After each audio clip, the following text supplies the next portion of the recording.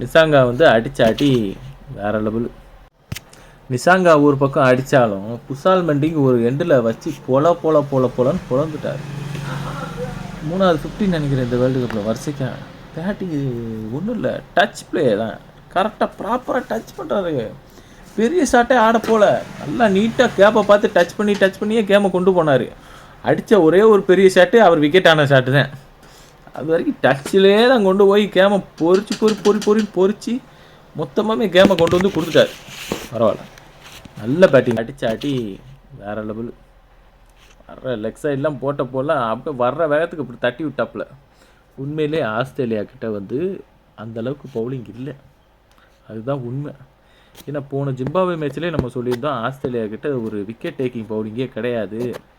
அப்படிங்கிற பட்சத்தில் வந்து அவங்க பேட்டிங்கில் வந்து ஒரு 200 ரன்னுக்கு மேலே அடித்தா தான் அவங்களால வந்து டிஃபன் பண்ண முடியும். பட் அதுவுமே பண்ணலை. விக்கெட் டேக்கிங் பவுலிங்கும் கிடையாது. எந்த பவுலர் போட்டாலும் விக்கெட் விழ மாட்டேங்குது.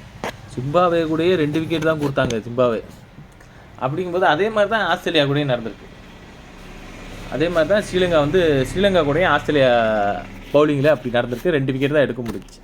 அந்த அளவுக்கு பவுலிங்கே கிடையாது. மேக்ஸ்வெலுக்கு கூட ஓவர் கொடுத்துருக்கலாம். ஸ்டானிஸ் எல்லாம் இன்னும் 4 ஓவர் போடுற அளவுக்கு ப்ரைம் பவுலரே கிடையாது.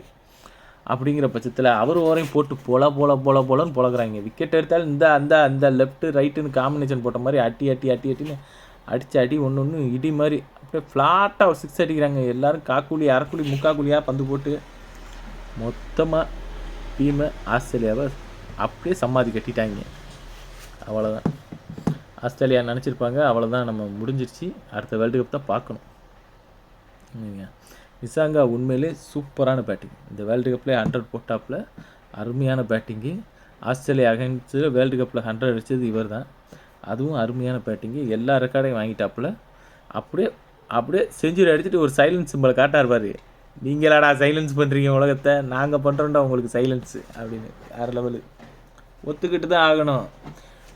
நல்ல பேட்டிங் தான்.